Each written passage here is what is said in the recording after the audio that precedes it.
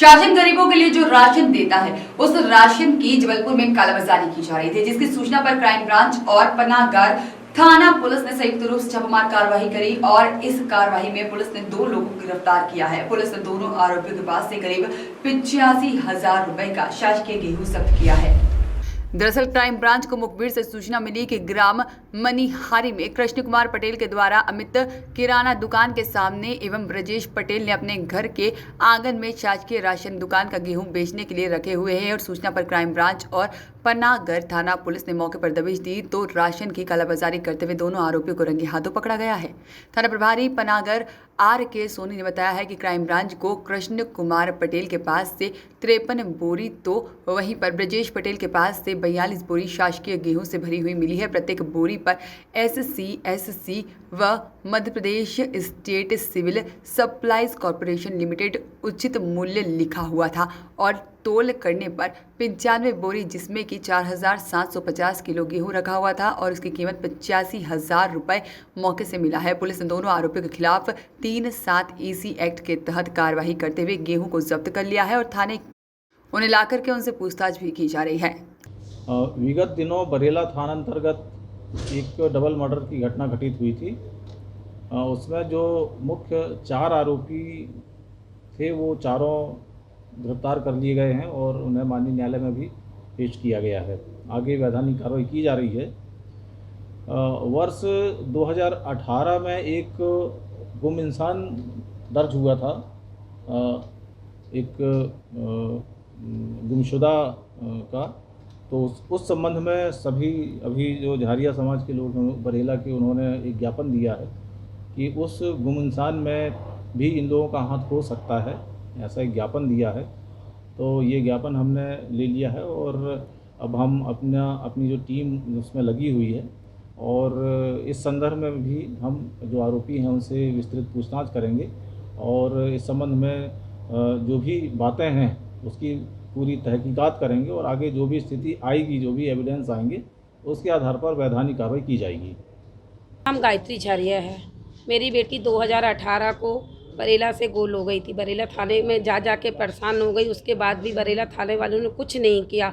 इसमें संजू श्रीपाल का पूरा हाथ था। 3 साल से मैं इतने परेशान थी कि मेरी बेटी का आज पता चलेगा, कल चलेगा पता, कुछ भी पता नहीं चला।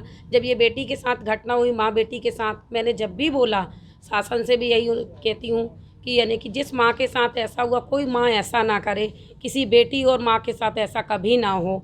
जो संजू श्रीपाल ने ऐसा घिनौना काम किया और मालती झारिया के भी हाथ है मेरी बेटी का, संजू श्रीपाल का भी। ये लोग बम्बई में, मुझे तो ऐसा लगता है इनका कोई ग्रोह चलता है जिसका नाम है विक्की झारिया, उसको भी यानी कि हिरासत में ली जाए। पुलिस कार्रवाई की। मेरी कोई दुश्मनी नहीं है। 2017 से संजू श्रीपाल में यानी कि बरेला जाती हूँ, काम पे जाती, तो मेरे को 17 से यही परेशान करता था। आए दिन मुझे धमकी देता था कि यानी कि मैं तुमको जान से मार दूंगा और आपका परिवार उठा लूँगा। और वही 1 साल बाद मेरी बेटी के साथ यही घटना हो चुकी। उसके बाद मेरी बेटी का कुछ पता नहीं चला। उस दिन जब मुझे ये पता चला माँ बेटी के बारे में, तो मैंने कहा देखो मैं भी एक माँ हूँ, उस बेटी और माँ का पता तो चलना चाहिए। एक अधिकार है माँ और बेटी को जीने के लिए। मेरी बेटी 18 साल की थी। इन्हीं के घर से गोल हुई। मालती को पूरा मालूम है, मालती बताती नहीं। मैं जब भी पूछती थी तो ये लोग कह देते थे। मैं पुलिस में तो SP गई, DSP गई, 20 बारों से ज़्यादा मेरे पैर तक दुखने लगे थे। इतने जा के मैं परेशान हो गई थी, पर सबूत नहीं था ना मेरे पास उस बार। इस बार तो मैंने रंगे हाथों ऐसे दरिंदों को बिल्कुल बीच चौगड्डे में ला के मारा जाए या फांसी दी जाए, हमारा यही कहना है। और झारिया समाज के सभी लोगों ने साथ दिया और सबका मैं धन्यवाद करती हूँ। मेरा नाम गायत्री झारिया है। बरेला में पिछले 7-8 दिन से ऊहा-पोह का वातावरण बना हुआ है।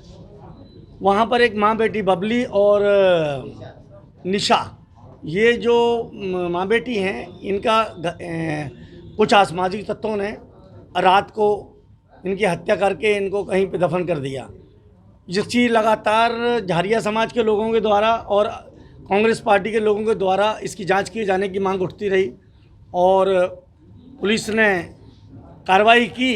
देर आए दुरुस्त आए, उनकी माँ बेटी की लाश को पकड़ा और मुलजिमों को पकड़ कर जेल भेज दिया।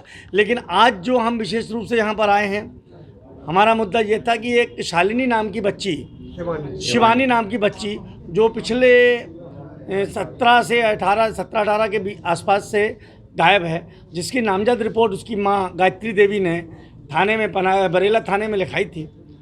उसके बावजूद भी पुलिस ने इसमें निष्क्रियता दिखाई और यही लड़के का नाम उसने रो रो के चिल्ला के बोला था और वो लड़का उनको हमेशा धमकी देता रहा है कि मैंने कर दिया तो पुलिस ने मेरा क्या बिगाड़ लिया।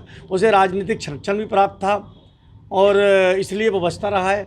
जिस दिन वो गिरफ्तार हुआ उस दिन भी उसकी माँ ने, शिवानी की माँ ने वहाँ पर जाकर थाने में कहा कि मेरी बेटी का भी हत्यारा ये है, मेरी बेटी का अपहरणकर्ता ये है, मेरी बेटी का भी पता लगाया जाए कि वो जिंदा है, आज इस दुनिया में है कि नहीं है, उसका पता लगाया जाए।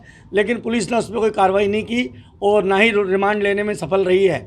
अभी पूरा जारिया समाज के लोग और कांग्रेस के लोग यहाँ पर आए हैं। हमारी ये बात है, पुलिस ने जो कार्य पहला किया उसके लिए तो हम पुलिस को शाबाशी भी देना चाहते हैं। उन्होंने बड़ी तत्परता दिखाई और गिरफ्तारियाँ हुई।